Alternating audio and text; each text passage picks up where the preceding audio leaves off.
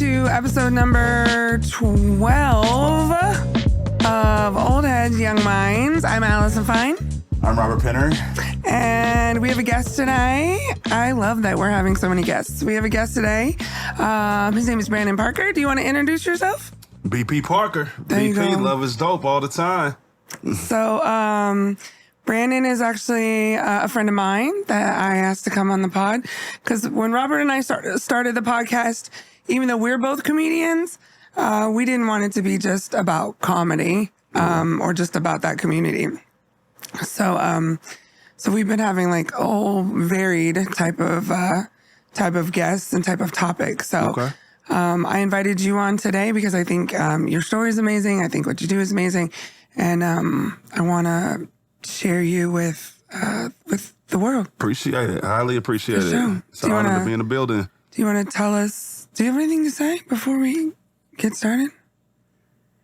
No, I mean, unless you want to do our normal stuff or just want to go into interviewing him. Well, we usually start with, yeah, we could do that, I guess. We usually do like a mental health check real quick. Absolutely. Call you good. So are you good, Brandon? I'm good, and I'm getting better. I'm getting a lot better. Right. Do you want to expand on that? Yeah, you know what's crazy? I just left the barbershop a little bit ago, and we was talking about that, just this transition that some people go through, like a pause. Like a lot of my life is go, go, go, go. And on purpose, like this whole summer, that's why a lot of people didn't see me at events. A lot of events this whole summer versus like last summer. I'm at every single event. Love is dope. It's everywhere. I made a conscious decision to pull back from events, especially nighttime events, pretty much no nighttime events, to be able to pull back and use that time to more direct with a lot of the business that's not getting taken care of, so I can wake up earlier on the weekends. Real conscious decision from that. And what I didn't realize, though, a lot of that time, even on kickback, spending more family time, when I don't got like the plan in my head exactly like it's supposed to be, which is it'll never be exactly like it's supposed to be, I start feeling a lot more anxiety that I've never felt before, like a lot like in my chest, my stomach. But I'm kicked back. It's like I'm good. I'm straight.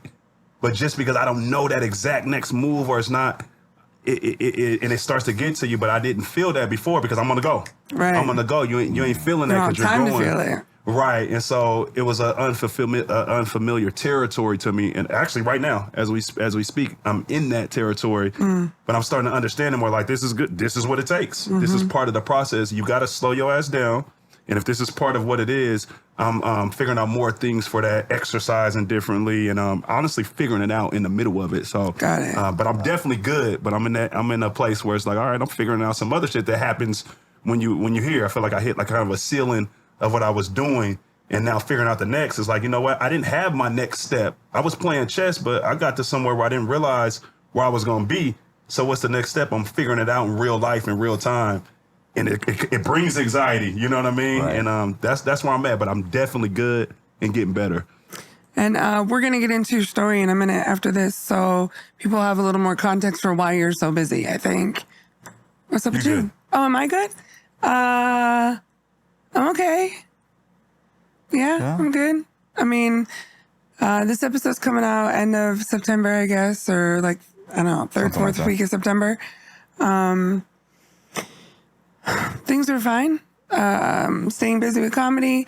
I have a lot on my plate. For someone who doesn't have a job right now, I'm amazingly busy. I have a lot of things that I need to accomplish. And so I feel like I'm working a lot, and I'm trying to give myself rest. Like what Brandon said, like I'm trying to give myself rest, but then like if I sleep in or whatever, because I am out at night, that's the nature of of what I do with comedy. If I sleep in, then I feel like, oh, I get up late, and then there's less time during the day to accomplish things I need to accomplish. So I'm trying to find that balance right now before I, go back to work and start working again. So, I'm the only lady around here, and today is a bad day for being a lady. You can figure that out for yourself. But I'm highly Tylenol'd right now. Okay. And so I'm not good in that aspect. Okay. But I'm here. Yeah. This is weird, and this is something you guys will never have to experience. Not that women don't. There's things that men have to experience that women don't. But like, I can't wait for menopause at this point. I don't need this uterus anymore, and I'm ready for it to not function or something. Because this is not good, this part of my life. So, are you uncomfortable? I don't care. It's fine. It's fine. I'm around females. You have a child with a uterus, so you get it. Yeah, but it's not a. yeah, that's never fun. But and the older you get, the more you're like, I don't need these parts. I think I seen a thing saying that why can't just like Mother Nature text you say you're not pregnant? You're not pregnant. Yeah, All this part of being a woman is not. It's not my favorite part. Yeah. It's not my favorite part. So most things I'm good. When it comes to uterine things, not so good today. But it's a moment. You've been married. He's married. Yeah. Nick's married. So Yeah. we all get it. Yeah. I mean, nobody gets it the way I get it right now. But are you good? I'm good. Did you start your period today? No, I've been waiting. You should take a test. I need to take a test. I think I'm 8 months pregnant, as somebody said recently. Somebody told me that recently. I was choked. Yeah, they roasted. I celebrated like my year in comedy, and they gave me a roast, and that was one of the roasts. I look like I'm 8 months pregnant because I'm only big in my belly. Anyway, that's it. If you look, That's the way baby Jesus made you. yeah. I'm good. Life is good. Things are good. I guess with work, comedy, relationship. Nook, are you good? We don't check in with you as much. I'm sleepy. You're sleepy? Yeah. Oh, because you have a 5-week-old. Yeah, he's a menace. Do you even remember sleep? What? Yeah. Okay. Yeah, exactly. Yeah, he's sleepy. Because he has a baby, but he also has like 2 older kids, 2 teenagers. So Okay. he's got a whole gamut of how to fuck your life up and never sleep. Are your older kids back in school though? Yeah. The big one just started softball. Oh, that's good. For the first time, so we'll see how that goes. That's good. But then that probably creates like a whole nother level of like shit you gotta be at, right? Yeah. Yeah. Sports. Yes. I felt horrible actually. My daughter Samantha, she is a Special Olympian, and I just took a part-time job doing something, and I scheduled myself for a day that is like her first. She does flag football, her flag football tournament, and I was like, I can't not do this job. I already accepted it. So that is the hard part of parenting, is like finding time for yourself and everything else. Yeah, it's funny how you bring that up at this moment. That's what happened today. Like apparently Katie got strep last night, but I didn't receive a text till right before I'm getting ready to come here. Katie's his child. Yeah, and hey, can you go get me some meds? And I'm like, why are you texting me now? Yeah. And why didn't you just call me? Errands this early this morning, right? And so you're a bad dad. Yeah, I'm a bad dad. Yeah. I mean, Katie will live. Katie's an adult. Yeah. But then next time they live in your house. Yeah. They could have been like, hey, Dad. Yeah. Or a text or whatever. Right. Even at 4:00 in the morning, text me and be like, hey, I'm going to sleep now. I'm putting in my med order. Can you go pick it up? So collectively we're all good, but also have some weird shit going on. Yeah, exactly. That's what I took out of that. Yeah. That's life. It is life. Right? Right. There's always something going on. It is truly life. Okay, we can get into our interview segment, which is called What It Do. So, Brandon, do you want to explain kind of who you are? And I guess we could talk about how we met as well, but who you are and maybe your story, where you've been, as much as you're comfortable talking about where you've been and where you are. I'm comfortable with 100% of my story. I knew you would be. Start from the day you were conceived. So the day I came, the day I was conceived, I came out. I go by BP, formerly known as Stretch, one half of the Parker Brothers from when I was doing music with my brother. My brother Parker, he goes by Parker now. He has a show as well, the ADD Boys. And grew up doing music. In Federal Way. Grew up in Federal Way and doing music. And when we were coming up in around 2005, 2006, me and my brother collaborated as a group, the Parker Brothers. And that's where, prior to the Love is Dope movement and everything, that was where everyone knew me from, was through the music, was from Parker Brothers. Everywhere I went, it was like, that's where everyone knew me. It was Parker Brothers Stretch. People still to this day who actually knew me back then, my friends, they still hit me up Stretch.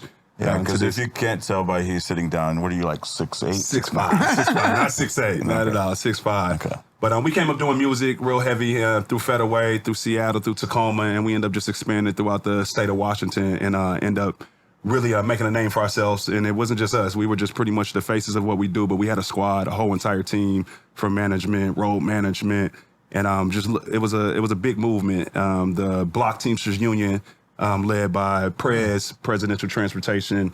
We were all squatted in, and what Block Teamsters Union was, we brought together just all different individuals from that you do your own thing. You got your group, your management, but we all came to one table and said, let's all support each other. Every time I got a show, my responsibility is that I got to have you as a person. I got to have at least one person from this table on my show. Whoever's doing the pictures got to be somebody from this table. Whoever's doing the videography got to be somebody from this table. Dope. That is awesome. Yeah, we go on the tour. If we all agree, every meeting we had every Thursday. I don't know if you remember Vito's nightclub in Seattle. But every meeting we met in the back room every Thursday night. We're not from here. I'm from Cali and he's from Texas. Okay. So there was a spot named Vito's Italian. There was a old actual mob room in the back from back in the days. We met dope. Wow. literally at the round table for real. Every Was Thursday. it in the kitchen?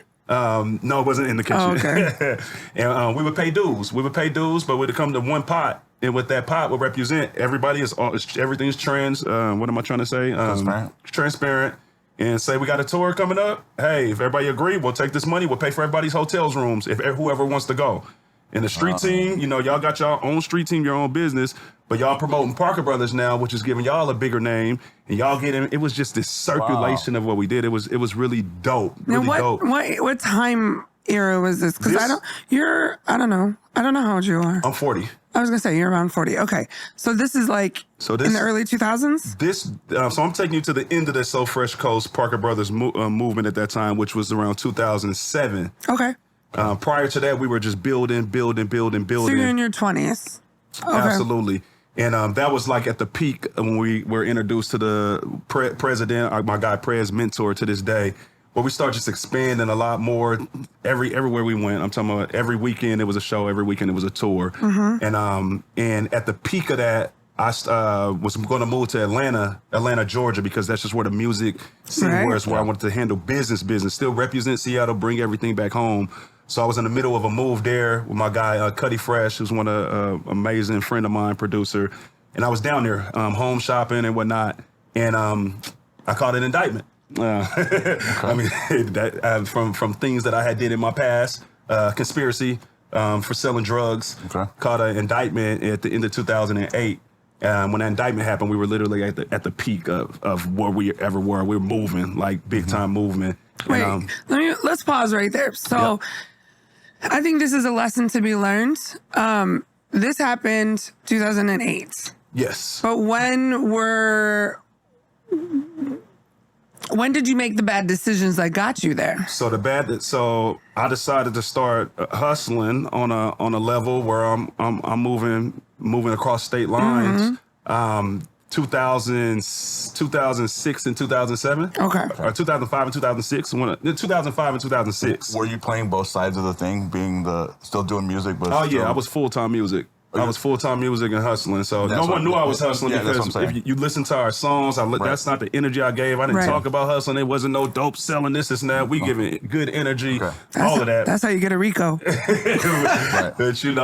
it is what it is, and it caught up to me. But I had made a decision to stop hustling about a year before my indictment. When the woman that I was with at the time moved her in with her kids. And at that time, I made a decision, like, completely hands out the game, 100%. And the reason that I wanted to directly address that, like, I have a friend who's her baby daddy, really. He accepted some drugs that were sent to him on an airplane, anonymously, whatever. Didn't get caught then. 10 years later, they charged him. You know what I'm saying? And I think that something that Something that young people don't realize is that your decisions can catch up to you Right. way later in life. Right. When you're making good decisions, when you've already decided, like, this life isn't for me and here's what I want to pursue. Right. So I just wanted to point out that timeline because you had already said, like, this isn't the life I want to live. This is, I have other things and my music is more important and now I want a family. Yeah, and it was hard when I made that decision. It wasn't like I was up, made the decision. It was bad timing. Like, not right now. Like, I need to, you know what I'm saying, double up a couple times before I stopped. But these kids in my home, and I just didn't. I was like, nah. So I made a decision, and it was like I actually struggled for a second, like for real, and I stuck to that and didn't jump back in the game. And it was too late apparently because. Right. And so I caught that indictment, and my indictment was based out of St. Louis, Missouri, because that's where my co-defendants were one of my cousins and some other people, and that's where the transactions were happening. So I end up, long story short, I end up in St. Louis fighting my case. Wow. So I was in St. Louis fighting my case for 9 months. So I was in St. Louis County for 9 months fighting my case with all these young, reckless-ass cats in St. Louis. And so nobody you knew. Yeah, exactly. Because you're not from there. Right. So that must have been... So I actually am from St. Louis. So originally I'm from St. Louis. Okay. But as a kid, I moved here when I was 10 years old. Got it. So I'm from here. Right. You know what I mean? No, I get that. So I'm there. So no, I didn't know no one touching down. When I touched down, a lot of people always know my family and whatnot, things like that. So I was 100% good, but it was wild in there, like really wild. It was the size of this damn room with youngins coming in and out because it was county while I'm going through processing. Yeah, and I've been locked up before, and usually they break it up into that kind of dynamic, right? I don't know, maybe different counties do it differently, but there'll be all the youngin tanks, all the old cat tanks, and all the right. It wasn't segregated that much because I caught a Fed case. Okay. So you're supposed to have only the Fed people together and only the county people together, but in this particular place it was different. It wasn't like that. So we got the blue suits, we represent federal. The orange suits represent state. So that's the way you're separated. You're separated. Supposed to be completely separated, but they had us mixed. Got you. Okay. You just didn't have the room. They didn't have a room. Yeah. And the problem with having us mixed, I'm facing a federal case, so I'm about to be here for a second. Yeah. I'm sitting here, I'm here 9 months just going through court and everything. You got these youngsters coming in literally for a day and two, a week and two. I'm seeing them literally come back and forth. So I'm like, I'm seeing the patterns of you see what the problems is with, and it's just going down. They busting each other's heads left and right. I was young myself when I came in, but I quickly became the OG in there because I'm actually posted there and I'm seeing how it goes. Right. So I quickly became the OG. So after they got to know me and everything, I was able to really calm a lot of that down. Like, man, put some different type of energy in the pod. Like, man, we can't be doing this every day. But made my way from there, made my way back to the West Coast after my case, after I got sentenced to 62 months, which I actually considered it as a blessing because I was looking at up to 8 years. I got more time than all of my co-defendants and everybody, but I still took it as a blessing for the simple fact that I know it could have been worse. That's all. I just know it always could have been worse. So I always look at the brighter side of that. Made my way back to the West Coast after I got sentenced. The way it works in federal, when you get sentenced, you can request where you want to go. I'm from Seattle. I hadn't had no criminal history outside of some little tiny, petty shit on my record. And so my grant got requested and I was able to get back to the West Coast and I went to Oregon, Sheridan prison. So right a couple hours away. Okay. So I was... So you were sentenced to a little over 5 years. Yeah. How much time do you have to do? So in the feds, you do 85%. Okay. And however, there's different programs you could take to try to reduce your time, whatnot. They have one program called the DAP program. It's a drug program. So if you go in there and you say, and you actually got assigned to it, say, I have had a drug problem, then you can say, okay, cool. You can go in these classes and these courses. And if you complete this 9-month program, you can get 9 months reduced from your sentence. It's hanging over your head when you come out. But that's how it goes. Okay, so that's exactly what my friend's baby daddy did, right? Which I always find funny because you went in there for selling drugs, not doing drugs. Right. And so they have these programs that really, to me, from the outside, it feels like a waste of time. Like you went through a program for an issue that you didn't have. Like, couldn't there have been other ways that the government could spend our money that might actually have prepared you better for getting out, or you know what I'm saying? Yeah, I'm sure it could. when it comes to that, that's a conversation within itself, and that's why I took it upon myself. Like all the programs and certificates and knowledge that I learned came from inmates ourselves. Like, Got it. Like if you in there and you an expert in this, I'm an expert in this. Of course, we all locked up. We couldn't be too good at what we was doing. But you do got legitimate people that got game and real, and we learned from each other and created our own classrooms. And then if you're good enough at what you do, the prison will recognize that and give certificate shit for that. I never cared about the certificates. It was all about the real education. That's where I learned a lot of my credit game, learning my business savvy game from literally in those courses. I learned all my before crypto, foreign currency exchange. I was heavy into that. So I got a lot of education by just dedicating myself to that. The program, yeah, I didn't have a drug problem. Yeah, I can say that now. Time passed, but shit, I was getting that 9 months off. I know that much. No. I totally understand why people do it. I just feel like it's a weird program to offer people who didn't have a drug problem, right? It's just, but technically though, you're not supposed to take it if you didn't have a drug problem. You're supposed to only sign up if you have the drug problem. But I feel like they have to know. I mean, they have to know the reality is people are going to take anything to get time off their sentence. Right. So why not take the funds that they're using to pay for that drug problem? If there's 50 people that sign up for that course and only 30 of them actually have a drug problem, then the other 20 people who were just hustling, you know what I'm saying?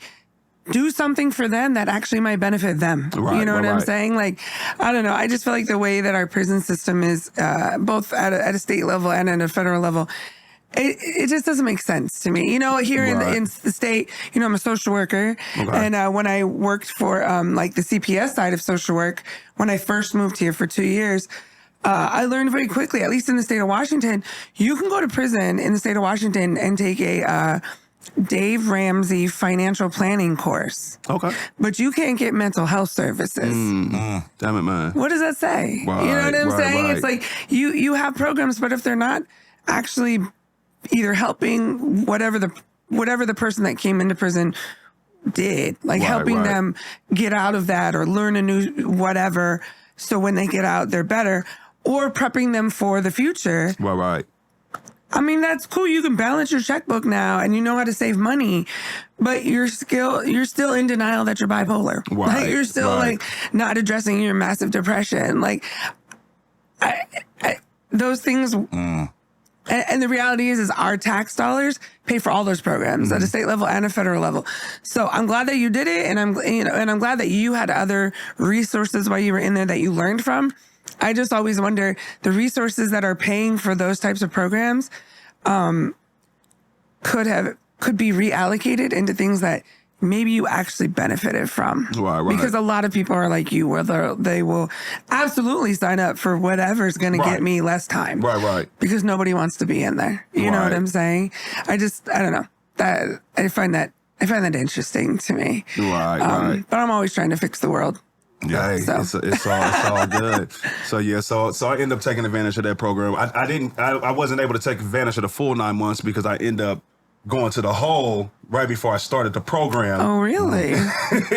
And so I didn't get into the program when I was supposed to start. So by the time I finished all the shenanigans and made my way back to the yard, and that's a crazy story because I was getting shipped and then made my way back.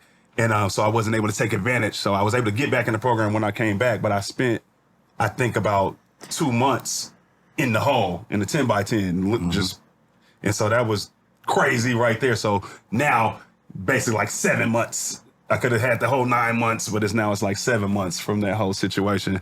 But so it ended up being about 3.5 years. So that's what you did total, 3.5 years. Yeah. Can I ask you, and if you don't want to answer this is fine, but answer everything. Those 2 months in the hole, like I have a best friend from California who spent a lot of his life up here, most of it in prison. He's always in the hole because he's an OG, right? I understand that completely. And I think every time he gets out, it's worse because of that time in the hole. So, far as his mental? Yeah. So how did that 2 months affect you? Or did it? For me, it did. It affected me in a really good way. Really? So as soon as I touched the hole, I had actually a partner that was in there. He just got caught with a cell phone.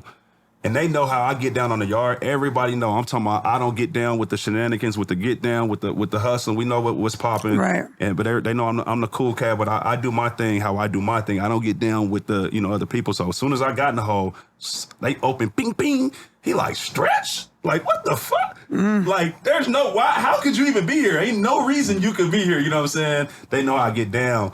And as soon as we touched in, I'm talking about, we on routine. I'm like, bruh, I'm here. So how did you end up there? So boom. So, everybody got a job when you're in the feds. You got a job, whether you in the kitchen, whether you in lawn services. Right. Like the top premier job that everybody would ever want is the town car driver. Your town car driver mean that when people get released from the camp or from across the yard, from the medium, when you get released, somebody got to take you home to the airport or to the train station. An inmate drives you with no police, no guard, no nothing. Really? Yeah, but this is like elite position. Right. Like you gotta usually like some politics type shit. Position comes open, literally I'm on, no politics, no nothing. I go right up to the warden yard, I put my stuff in the cleaners, fresh down. I go right in there like, position open, here's my application. You got a license? Yes. Most people, for whatever reason, don't ask me why. A lot of people when you locked up don't be having valid license. So it's just that step right there. I'm in the top percentages of even having a license. Have my mom, pops, all them, they send in my license, they check everything. A couple weeks later, boom, I got the job. Like to the point people like, wait, hold on, stretch the town car driver? What? But when they saying that, because they know what time it is, that means, oh, it's go time, it's hustle time. I get to touch the outside. I can bring whatever back to the yard. Right. We can do it. Because I'm talking about town car driver. If I was hustling, I had already made my mind up to make sure that I'm bettering my mind and I'm not gonna get down easily 100,000 every 6-7 months. Easy, Wow. easy. Like you can wiggle. So anyhow, when I was a town car driver, I never brought nothing back to the yard. Because I didn't trust nobody for one. I trusted myself. So yeah, I had my entertainment when I was out there. I did me. You know what I mean? I ate good when I was out there, went to some spots, but I never brought nothing back. Well, my brother, the other half of the Parker brothers had just dropped some new music. I needed to hear the music. You feel me? And so I set it up to meet up with somebody so they can give me the music. But I only listen to the music when I'm out. I don't bring it back. I got a hiding spot up at the gas station in the ceilings and everything when I'm on my route. So that's where I had my phone. That's where I had my money. That's where I had everything I did in this gas station. I go up, I put it in the ceilings, so I don't bring nothing back to the yard. Don't nobody know what I do. I handle my own business. Well, this one time I get to meet up with the girl to get my brother's music. Chick I knew, gave her a hug, chopped it up, kept it pushing. Nothing to it. Get back to the yard like it's another day. Oh, no. I'll tell you about this day. Damn. Yeah. This day was the only day that I ever went to the strip club while I was locked up. So... And I promise you, I didn't even care about going or nothing like that. But the dude I was taking to the airport that day, he's like, dude, there's a strip club right around the corner. Here goes $20. He don't know. You're in Oregon. There's a lot of strip clubs there. Hell no, I already have money in my shoes. You feel me? Right. So I'm like, all right. So I'm a little skeptical. So I keep the van parked at the train station and I walk to the strip club. It's like 9 o'clock in the morning though. They ain't open. So I'm like, what time y'all open? It open at 10. So like, boom, you want a drink or something? I'm like, yeah. So I order a drink. Drink come, I don't know why, I ain't feeling right. My body's off. I'm like, nah, I'm cool. So I walk off, I hit up my brother, chop it, I'm waiting for time to go back to the strip club. I'm trying to get to the strip club. I get back there, they're about to start. I don't feel right about the situation. I just bounce. Something's off to me. Bounce. Get back to the yard. I just get back to the yard. Check in like everything good. As soon as I get there, boom, I'm snatched up. They cuffing me. I really don't know why. I don't know what's going on. Boom. When I was at the train station and got the CD from the girl, a counselor that works at the prison literally coincidentally happened to be on vacation at the train station, leaving to go on vacation and see me, and called it in and was like, Brandon Parker is making physical contact with the person out here. Damn. Literally. And so I got booked. And I'm going to tell you the blessing in that. First, whenever you get booked, the first thing that happens is you get breathalyzed. Mm-hmm. And you had the alcohol in your system. I didn't drink it. God. I ordered it, didn't drink it. Something was off. God. My body was feeling off. I don't know what it was. I didn't even stay for the strippers. Something was off, so I got booked. And so that's why I went to the hole. So I got booked, went to the hole. Okay. But wow, that's wild. Right, and the way I spent my time in there though, as soon as I seen Slank, my partner Slank from Oakland, I'm like, bruh, it's go time. Yeah. We on push up routines. We on, you know what I'm saying? We get your little radio speaker thing. So I got the toilet tissue rolls, putting them through to make the speakers louder. I'm buying the Cracker Box cards, making cards out of them, drawing cards so we can play spades. I'm making the best out of time. I'm like, we're here. Every book I can read, I'm reading it. I'm on a regimen, so every morning, boom, this is the workout routine. When it's yard time, we working out here. This we gonna play space. It was like I was good. I was like, I'm good because I'm not gonna allow my circumstances to change who I am. So I was solid. And it was actually a book that I read. I forget the book. It was a boxer, world champion boxer, and it was about when he went to the hall. This is where I learned a lot of my business game. I read this book, and he was talking about the difference between hustling and business. And like really being precise about your business, understanding your profits, stuff like that. And I'm realizing like, damn, I've been hustling for a long time. When I finally made it out of the hall and came back to that yard, I started a burrito business, but I started it legit. I wasn't no longer going to the kitchen, trying to get free stuff, having people steal stuff and, I bought everything from commissary. I counted every piece of meat, every piece of cheese, everything. It was like, how much is it going to cost me to make each burrito? How much am I selling for? So I made each burrito for 1 stamp. That's prison currency. Everything was in stamps. And I profited 4 stamps off of each one. And I turned that into a booming business. And that's when I started making my own money out without hustling and not having to depend on people sending me in money and everything. And that's why I really learned business. No discounts. Not one single partner of mine got a free burrito. I promise to goodness, I never ate one of my burritos without literally physically putting the 5 stamps into the box, even myself. Wow. And that's where I gained the discipline from like, oh, okay, I get it. I'm a partner, man, come on, throw me burrito. No, this is business. Right. And honestly, anybody can say that, but doing it is a different story. Like if you really my partner for real, we've been rocking, we on the yard, we done did shit. And I tell you, I'm not giving you a burrito. You might look at me crazy, but when I can break it down like family, this is why I'm doing this though. I need to discipline my business mind. So if I do that, then I'm going against my discipline for my business mind. I fucks with you. Heavy, right? So shoot me these 5 stamps and let's keep it running. You know what I mean? And I literally learned a lot of my business sense from that. Yeah. That's really about knowing your value, right? It's really about knowing your own value and knowing your worth and living by it. It kind of speaks to a philosophy. You hear this term a lot today, I think, especially like with people who maybe came from certain circumstances, are in a different space now. Today's price is not tomorrow's price. Right. Or yesterday's price is not today's price. It's about knowing your own worth and sticking by that. Right. Absolutely. I think women do that.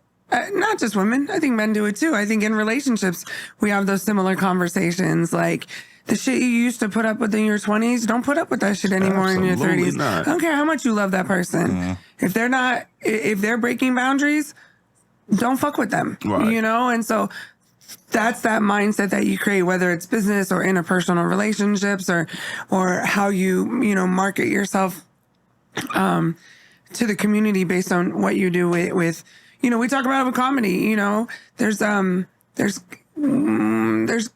producers that run shows that still want people to work for free. They'll be like, oh, it's a guest spot for whatever. And my thing is, there's certain circumstances where I can understand that, but most circumstances, you're making enough money to pay somebody $20. Right.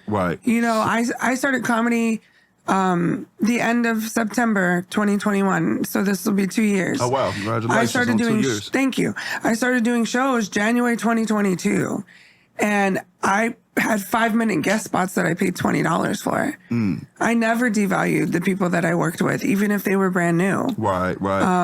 And so that mindset, though, either allowing people to devalue us or trying to take advantage of others, right, is very common. Yeah, so it's an interesting place for you to learn that lesson. Right. But look where that is. So let's talk about it. Let's talk about what's happened since then. So since I kept pushing, so my whole thing when I was locked up was become the best version of you. I know that sounds like a cliche thing, but literally that was my whole everything when I was, first you want to know exactly what you're doing when you come home. So I was in my mind at first I was gonna have be a personal trainer, and I had my business plan down and everything like to the T, where you can't. And I was gonna do that and just for foreign currency exchange. But no matter what, between that, I was like, but you got to just be the best version of yourself. So that's why I learned the different love languages. I learned what love languages were. Like, I didn't even know what a love language was. I learned just different things and how to treat myself better, how to think. So literally start thinking better. Like, even when I got like, my partner told me before I left, he was like, all right, stay off the card table, stay out the TV rooms, and don't play no sports. You be good. You know what I mean? I did do those things. I played sports because I love basketball, but even there, I was able to bring a different energy, even on the prison yard, where it's like, yeah, we get down, but it's like, nah, we don't gotta throw blows when it come down. When I come, like I set a different tone, where it's like, yeah, it's go time, but we don't gotta go. Like we could be good. We could still bump and all that, and the shit talking and still be 100. And like, I was able to present that, and you got to imagine back then, though, I'm yoked in, like yoked in. You know what I'm saying? Yeah, I just saw a picture and all that. I just saw a picture he posted recently. And I was like, that is very different looking Brandon. But it's just being able to have that mentality, like, bro, it's love, it's good, and that's why I start changing my whole mentality. So when I was able to be released. Thank God I had an amazing support system, like big boy support system between my parents, my brother, family, friends, and I was able to hit the ground really running. And so I had opportunities on some money moves to make. And actually I had an opportunity. My dad and I was going to have another painting company. I had a painting company before I had left as well. And I didn't take it. And it was some good money, good contract. And the reason I didn't, because I wanted to prove to myself that this discipline that I say I've been having, I do have it, it's real life. But the reality is when you locked up, it's different from being out here. Everybody can talk it and you can walk it there because you're behind a different gate. But you got different opportunities on this side of the gate. You got exposure to some of the things that you can't do when you're in there. If you say, oh, I'm going to be a good husband or a good person, I'm going to do this, I'm going to treat women like this. Well, ain't no women around to really do it. You can have that in your mind all you want. You can swear to God on it. You can put your life on it. But when you're out here and you got the opportunity to do it, it's different. What's really happening? How are you reacting when your girl's acting like this and that? So I wanted to really prove to me that I'm going to do what I said I'm going to do. So I didn't take that job. I wanted to have more of a discipline a day-to-day. And my partner Chad, my partner Doughboy, big ups to him, introduced me to who my mentor is to this day, David Gaspar. And I took a minimum wage warehouse job.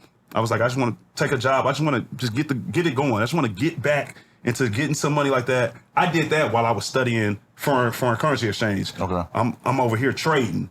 Every break I get, every break for 15-minute break, I've got my laptop, my headphones, and I'm studying the market. I'm on Euro time. I'm studying the market.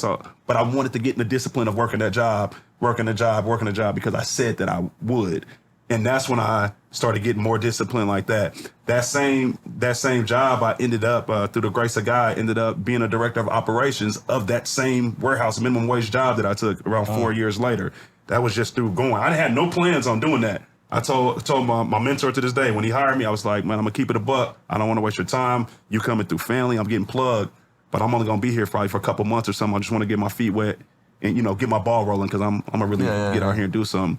Now, you got out when? Like I got 12? Out in 2012, April of 2012. Okay. So all right. what age were you at that? Shucks, that was 10 years ago. 11 years ago? 30, so I was 29. 29. Okay. I was 29 when I came home. Okay. Yeah, and this the BP what you see now definitely was not. Even when I came home at 29, I was a better version of who Stretch was, but I was nowhere near BP. I was still working towards it, still getting it brick by brick in real life. So I still start having a lot of hurdles, a lot of challenges. Came across gambling addiction after I came home. I had one before I left, and then straightened out after I came home. I'm thinking I'm straight. Fell back into it. Yeah. So my mind's better, my mind's clearer. I got a lot of good things going on, but it's still hurdles. And that gambling addiction, what happened with that, it's crazy. I don't think I ever even talked about this. That's what put me in a dark place, because that gambling addiction, what I had, started breaking up. It caused me to do stuff that you usually wouldn't do. I'm lying to my girl, lying, say I'm at work, because I'm going to play cards. I think about it now, like, what type of shit is this? You lying to go play cards?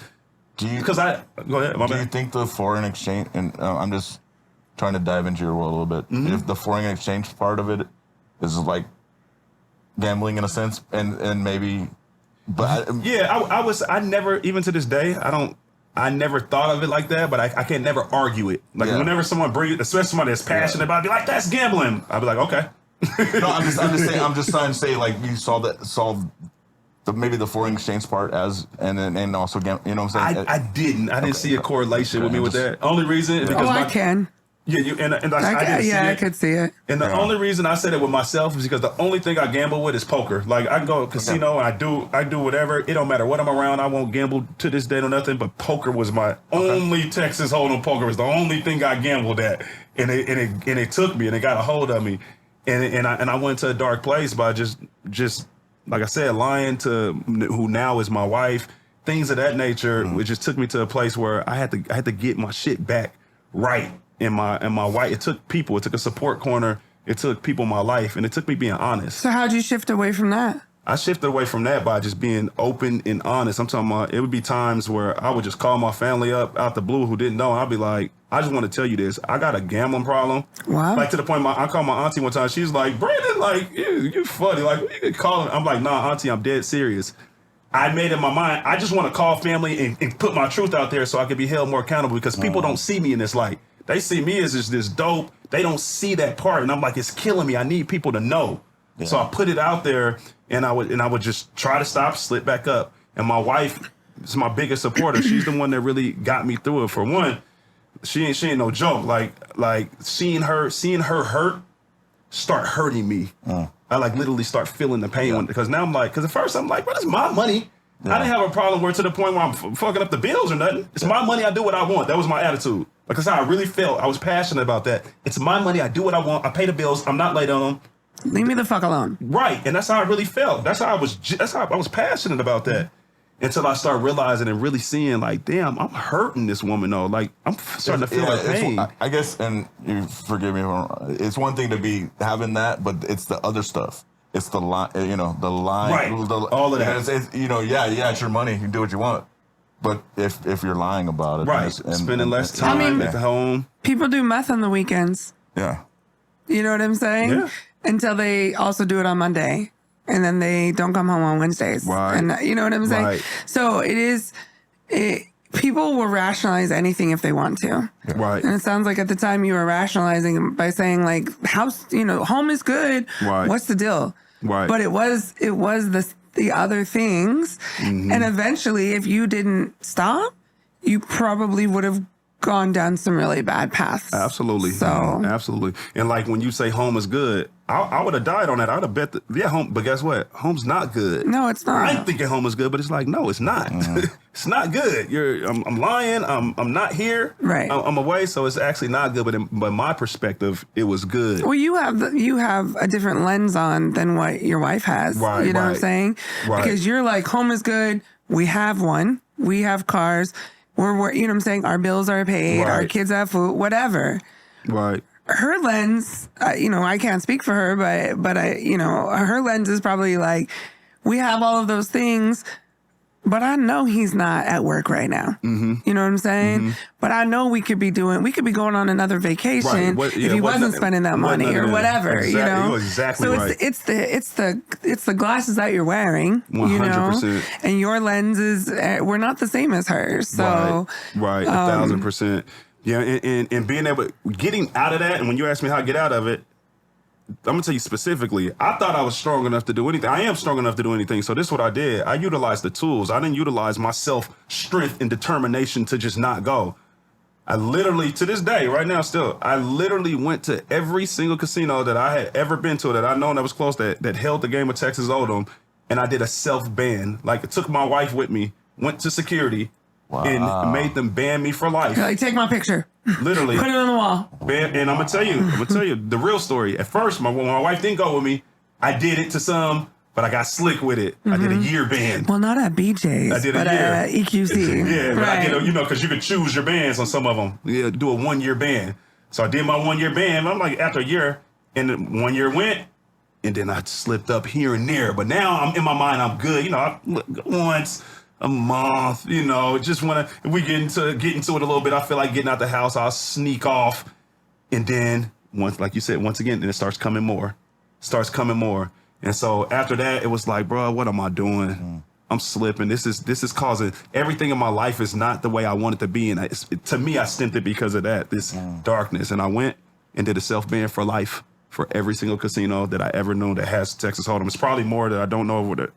And literally to this day. We're not going to do that research. Exactly. And I'm going to tell you, so my partner, Rich Brown, one time was talking, that's a different story. Look, we're gonna continue on this story, but that's how I got out of that situation right there. And then once I got out of that, the light just started shining a lot more and more for me. It ain't like, boom, you stop. It's like, now I'm not doing that with my time. Now I'm not going to gamble with my time. I'm not going to the casino to play these cards. So what am I doing with my time now? I didn't know what I was going to do with it, but you start getting more creative. Start getting into more of my creative bag. Start having more conversations at home, spending more time at home. And I just start being better. Start being a better person. And then my partner, LC, who had a business, he gave me some ideas. We were talking. And I started talking more business. Start wanting to do more things with business. And that's how I started developing and getting it more to the business mind. After that was gone, it was like that gambling was holding me back, and I didn't know I was a prisoner to it. And that's how I started shining a lot more and just doing more things. So let's talk about what that turned into. Let's talk about if you're watching us right now, and I know some people listen, some people watch, but it's usually Robert and I that have some familiarity in our t-shirt game, because me and Robert tend to wear like both rap shirts on the same days. First episode and 10th episode. Thank you. Boom, talk to me. But today, if you're watching, actually, BP and I have the same shirt on, and I wore this one with intentionality. I'm sure he did too. Because this is his brand. Love is dope. All the Talk time. about it. How did we get there? Yeah, so love is dope. So I was when I told you I had came home and I was a warehouse worker making minimum wage, worked myself to be a director of operations. We built a family, like a family there. So my biggest gift was, to me, what I love being in my position was I was able to hire felons. I was able to hire people, give people opportunity. I had my opportunity, and we like really built a family. Long story short, we had to shut that down, and we moved the warehouse to Indiana. Oh, wow. So when we were shutting it down, I made a commitment to, like, this is family. Like, we've been together. I made a commitment that y'all gonna keep seeing me. I wasn't on social media at the time, and this was just 4 years ago or something like that. I wasn't even on social media. I had an account. I probably pop up there 4 or 5 times a year, check in and say what's happening. I made a commitment. I was like, I'm gonna jump online. I'm gonna get on social media because I be seeing all y'all on social media. I don't know why the hell y'all be on there that much. I didn't get it. I didn't understand, like, why y'all be on there. I was like, I'm gonna make a commitment. I'm gonna jump on there and just talk some motivation. Just like really keep giving this motivation. And I made a commitment to them, and that's what I did. So we left. I went to Indiana to help build that warehouse and help build the leadership team down there. And I didn't lead the company until I felt they was actually all the way structured up right. And as I'm doing these motivational videos, just kind of talking and saying what's happening, hope y'all having, spreading some love, I start getting more in my creative bag. Like, all right, I'm going to do actually spoken word type and actually do motivational speaking, but like actually do some production behind it because I start feeling, fostering my creativity more. And at that point, I'm working with my partner, Cuddy, and he was like, man, you're going to be back to doing music. And I'm like, man, I'm not. Like, it don't move me like that no more. But the more I'm doing... Survey says that was a lie. Yes, that was definitely a lie. And as I'm doing more motivational videos, I'm with my partner LC, and he's getting dope at the videos, and they're just coming and coming and coming. And so in 2020, down at the Chop, that's the year. I think that's the year we met, actually, if I'm not mistaken. Down at the Chop, I went down to just do spoken word. I want to give just good, dope-ass energy, but still, like, we fighting for our cause, but I want to give good energy, good love. So Wait, let's pause. So for those who don't understand the context of the Chop, in Seattle during the George Floyd protest, there was an area in Seattle. There's a neighborhood called Capitol Hill, and there is a police precinct that the police basically got ran out of, and the community kind of took over a few streets. in that area for, I don't know, 2 months maybe. I don't know. It was a while. Second. It was kind of crazy. You can Google it and get more information. Capitol Hill, I don't even know what CHOP stands for anymore. And they changed the name like 4 times, but it was very like art centered. Mm-hmm. Like I know I went to visit and there was just art everywhere. There was art on the walls. There was art on the barriers. Right. On the police barriers. There was art on the, buildings that had broken windows and they had put up wood and then they just turned them into art projects. And then there was community-based, music and spoken word and all kinds of, and rapping and inspirational stuff that would happen like every single day. Right. So, absolutely. So just for those who don't understand that context. Right. And into the outside world, a lot of the media tried to just make it look like a complete war zone. Like just straight war zone is what they made it look like. So a lot of people were scared when I tell them I'm going down there. But we went down there just to put good energy. It was like we went to hippie town. It was not right. I mean, you had some shit that went down like shit goes down everywhere. Yeah, but, no, there definitely was some terrible shit that happened. And so my idea was that I had this spoken word message, and it was just like we're gonna keep fighting, but give good energy. And I went down there to do a video. Just to do a video, my producer had the concept. I'm gonna lay on the floor where it says all Black Lives Matter on the streets where it's painted. Yeah, there's a beautiful mural. It's amazing on the ground. So his idea was like me lay down. He's gonna put the drone over me, and it's just gonna come up slowly while I'm saying the spoken word. So like I'm looking up, saying it. Oh, wow. And that was the concept. Cool, let's go do it. We went to go do it. Does that exist? The video? It does exist. It's on YouTube. BP Talk to him. So we could drop tap the link. it in here. Absolutely. Okay. I know you tired of working hard, but feeling like you've never seen progress.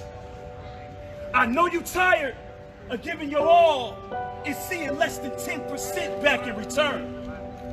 I know you tired of the fake promises. I'm tired too. But the question is, what's next? What do we do? Do we continue to just allow our black men's lives to be taken and stripped of the opportunity? Come on, boy. Do we continue to feed the flames of systemic racism by staying silent while being killed by unjust bullets and knees? You may not be able to bring back the lives of so many of our unarmed black kings and beautiful black queens. Hey! But you can change the man in the mirror to have a mind that fights for pure rights and digs to the core of the soul to never stop fighting for what's right. Come on. Can you imagine doing for self a community full of wealth, diamonds and pearls, courageous black men and girls, doctors and lawyers, gold chains and silk shirts, built by strong black hands, finally given a chance and built it all from the dirt. Come on. Only to be burnt down in the neighborhood of Tulsa, 1921, May 31st. I know you tired. Come on. But the time is today. The time is right now to apply the wrath of God and apply the pressure of unity of a united people of all color that understands when wrong is wrong and right is right. Come on, bro. I know you tired of justifying why Black Lives Matter in a system where black lives are treated with no rights. All lives cannot matter if there is no matter for black lives. I know you tired. I know you tired. I know you tired. But us together, when we unify in love and we come for a purpose, we come united and we will not stop fighting.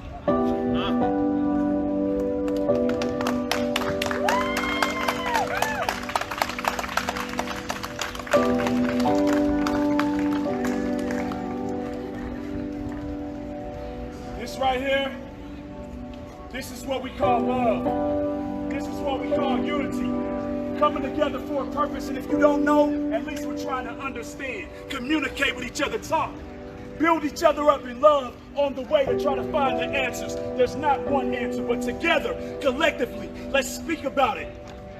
not poke, not argue, but communicate. I love y'all and I appreciate y'all. We will fight and we will not stop fighting. Endurance for a purpose. Thank y'all.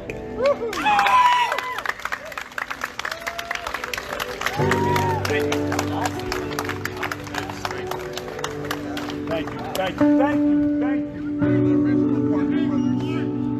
You know that, you know that, and you do know that.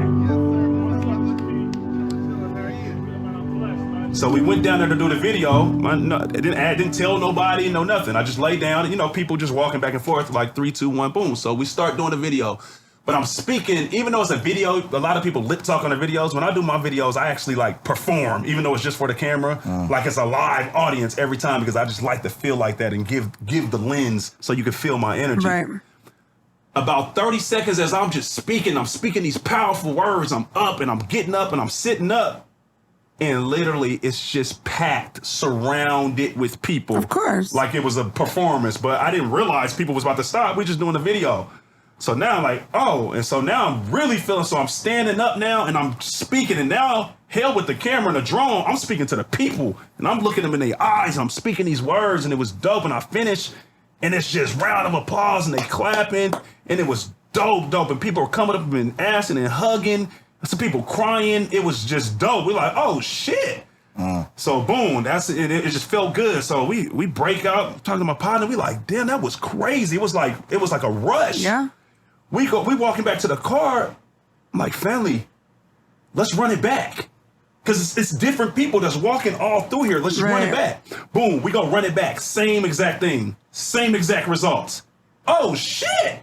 Heart racing. We run it back like 4 times, literally, like almost back to back to back. And it's like, wow. So now we get home the next day. I'm telling my wife about it. We like, boom, we going back the next day. Go do it again. And it keeps me the same results. And now I'm getting interviewed from all these news people, this and that. And I'm realizing like, this is hella dope. But what am I doing? Right. What am I really doing? Y'all got the rush. The rush came. I wanted this rush, but what am I doing? And it was like, nah, this is bigger than you being a motivational speaker. This is way bigger than you. Like, literally in that moment, I'm at home like, what? I'm like, I need to represent something bigger than just me talking. And literally, that's where the BP brand was derived in that moment. I was talking to my partner, LC. I was like, I want to represent the BP brand and make it not about me just because I represent love. I want love to be represented. I want growth to be represented. So for going forth, I was called BP Talk to him at the end. That's all you knew, BP Talk to him. I wasn't BP Parker, it was just BP Talk to him. Wasn't no Love is Dope. I was like, I want to change and rebrand so I can mean more, represent more, and I'm starting to get it. I want to have actually a business that represents love. We'll start off with just like shirts. And literally in that moment, went and pressed stuff up, got the shirts, brought them down there. When they sell, we would go buy food and stuff with the profits, giving the food out and stuff like that. And that's literally where the BP brand, the Love is Dope, that's where everything derived from That's that. dope. I didn't realize that it was that young, to be honest. Yes, me neither, until recently. I didn't realize that it was that young of a brand. So where's Love is Dope? Love is Dope. So the clothing line is on the website, thebpbrand.com. Oh, what's the motivation behind the phrase Love is Dope? Love is Dope. So the motivation is just the life that I start creating after I start figuring out where the demons was and identifying the demons. I was like, I want to represent love, and I do represent love. So I start consciously speaking more love. I start consciously, when you hear me speaking on the internet, when I did get on there, I start being very conscious and specific about that. So Love is Dope came, shout out to Diddy, Sean Combs. There was a shirt that my wife had brought me one time. It was rhinestones or black on black, and it said Love is Dope on it. And so I did my research to figure out, like, is this a line? Is this a company? Right. I don't want to, take nobody. Right, and of I course. couldn't find it. So I was looking. Trademarked. Right. So I was even looking for my same shirt. I couldn't find it. It was like a one-off. And so I sent even Diddy a message. No, he probably would never, Right. like, this is dope. I got this concept. If I did this, I want to respect. I ain't taking nobody's stuff. Of course, didn't hear nothing back. And I'm like, this don't exist. It just was a one time. So I was like, bro, one way or another, I'm inspired by this. So I want to continue inspiring by something that I was inspired by. So that's like literally the words itself. That's where that thought triggered from. And from then, we put them on shirts, and then it became way more than a shirt. I like to say our shirts got a heartbeat because I'm like, I promise you, I don't never wear this shirt out without someone smiling. I don't never wear this shirt out without getting a comment or like, oh, that's what's up, love is dope. And I don't have to tell them, oh yeah, here's my card, go get it. So a lot of times I just like to be like, yes, I like that you felt that way. Right. You know what I mean? Well, I think the phrase "love is dope" is interesting because, like, I use the word "dope" a lot. I probably have my whole life, right? And I use "dope" to mean cool. Like, dope means awesome. Right, dope absolutely. means something positive. But if you think about, there's other contexts for the word "dope," Absolutely. right? Like the drug context, Absolutely. right? But when we think about what dope is, and really the chemical dopamine, it's a chemical that's released in your brain, Right. not just by drugs, but also by joy, And so, I've never had this conversation with you, although I think about it often. Like, it's sort of like it's not even a double entendre. It's like a multi-level entendre because dope means so many different things. Right. You can just think of it as like love is awesome, or you can think about what dope does to our body. You know what I'm saying? And it could be when you say it, love is dope, like it's awesome. That's a good connotation, right? Right. But when you say like someone's strung out on dope, that's a negative connotation. 100%. But I think that for such a simple phrase, there's a lot of power behind it. Right. Because dope for you was gambling for a while. Absolutely. But that's turned into, which now you realize is probably negative and negatively impact your life. And now dope is your family and is your community and is your music and is this clothing line and knowing me as a person, obviously, too. But shout out to me. Absolutely. No, I mean, it's just, I think love is dope is I don't know. I didn't know your intentionality behind it. I never asked.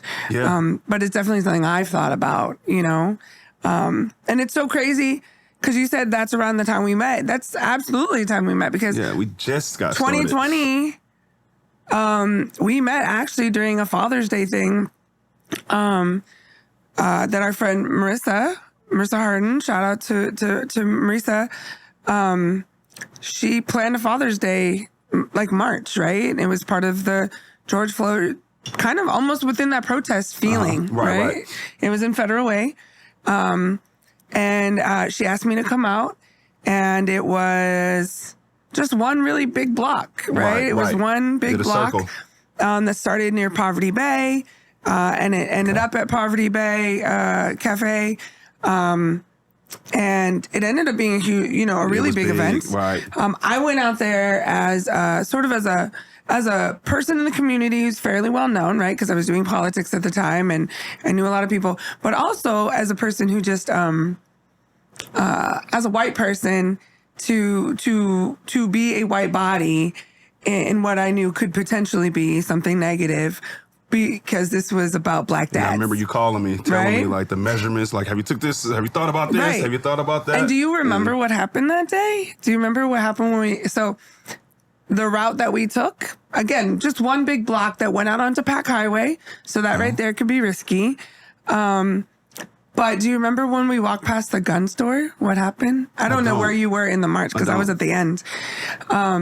So as you come down that block, 324th or whatever that is, there's a shooting range right there. And it was the theme of it, I think, was like Black Dads Matter or something like that, right? And it was on Father's Day or the day before. It was a Father's Day march. It's just to represent unity and everything that was going on. But absolutely. as we walked past the gun store, the shooting range, there were a lot of people that appeared to be in their feelings, that were either standing outside the shooting range or standing on top of the shooting range. Clearly trying to intimidate, what was happening. I didn't see that. Yeah, I think you were towards the front, and this was I was towards the back. And I ended up just going and standing in the middle of the street and just looking at them like, what? I want you to. You know what I'm saying? Like, they're literally just walking. Families are walking, you know what I'm saying, with signs, like singing and chanting and celebrating joy, really, because it was about fathers. It was dope energy. And And these folks at the gun range, Right. Let me tell you how that. But that's because Seattle was burning. You know what I'm saying? Seattle had protests, and there was doors that were, there was buildings being burned down and broken into. And I remember the day before, Federal Way actually had our first George Floyd protest. We had two, one of which I supported, one of which I planned. But the day before our first one, I got a call from the mayor saying, who I'm friends with, saying, "Is this your protest? Please don't have it." Because Seattle was literally burning. And there was a group of people who were nefarious. These were not people who were protesting for the right things. That started in Seattle, started a bunch of fires, broke into a bunch of buildings, and then they were moving down. They went into Renton, they went into Kent, and eventually they made it to Federal Way that night. It was a mess. And this is maybe, I want to say it was maybe a week or so before the Father's Day thing. Wow. So tensions were high. Right. And so when Marisa asked me to come out, she asked me to come out in my capacity as a leader in the community. But that event wasn't about me. It wasn't about people who look like me, and I'm not a father. So it wasn't about me. It was really about me. She knew that I knew what to do, and I would make sure that we were safe if something popped off. And I remember walking past, there were children walking with us. Absolutely. While these guys are standing on top of the gun range. Wow. You know what I'm saying? Man. And then we ended up back in the big circle. We ended up back at Poverty Bay. And then there was like a whole presentation and a bunch of music and all of that. Celebration. And it was a beautiful fucking day. Absolutely. But I'm glad you don't have the memories I have, because they were not. That wasn't awesome. That's my first time hearing it. Yeah, that wasn't awesome. And I just remember I just stood in the street like, I wish you would say something to my friends. Damn it, man. But that's the kind of person that I am, right? Right. I think about that now, and I'm like, what the fuck could I have really done if something popped off? But at the end of the day, I just used. People talk about when it comes to like how we deconstruct white supremacy and how white people have should be primarily the doers of that, right? We should be the people acting on that. That's how I felt like you do that. Right. You put yourself in between the people of color and the people that are maybe adversely dealing with that situation or looking at them, right. And I'm not going to call those people racist or anything.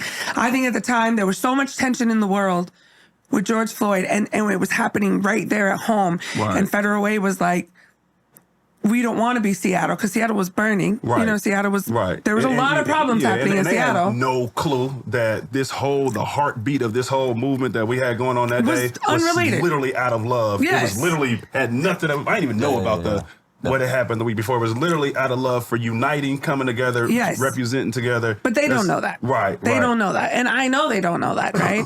So that was me literally putting my body between these people and those people, Wow. So that was a powerful day on many fronts. It's interesting you didn't know that, because I just assumed everyone did. It was kind of scary for a minute. Damn it, man. Okay. It was kind of scary. I think because I was at the end, everyone had come outside from the gun range. You know what I'm saying? Like whatever was going on when it started, somebody's like, "Oh, did you see what's going on outside?" Right. So by the time I was there, everyone was outside. Right. But watching people, and that's the second time that we saw people on the roof of that place, because the first George Floyd thing that we did, there was also people a block away, because we were at 320th and Pack Highway. They're up one block, literally standing on the top of the gun range with their guns. You know what I'm saying? And it's clearly intimidation. Right. Whatever. But that's not what that was about.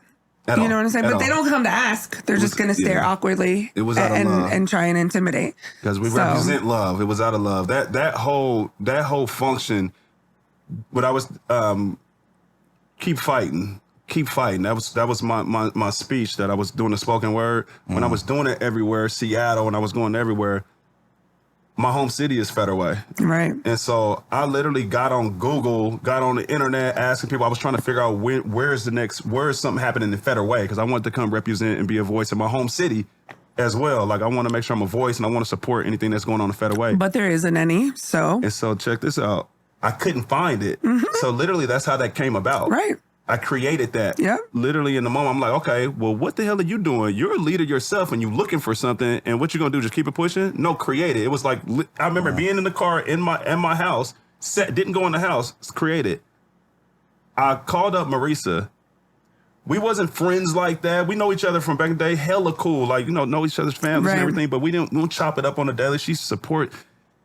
And I just see, it's just something I just seen, like her social media presence, it's just like, this woman is strong. She had just started getting involved in politics. Yeah, too. and I could just see she was strong. And I just reached out to her. Yeah. And she was like, why you reach out to me? Like, I'm like, cause I just feel, and what's crazy, she ended up doing way more than me. Like I made the call, I started putting stuff together. We was working together as a team, and I just got so busy and tied up, but she just took it to a whole nother level. Yeah. She's the one that got Allison involved. She's the one that started getting key components that made sense to make it just how it was, bro. She's amazing. I thank her for that. And that's how we love that whole Marisa. day came together. Absolutely.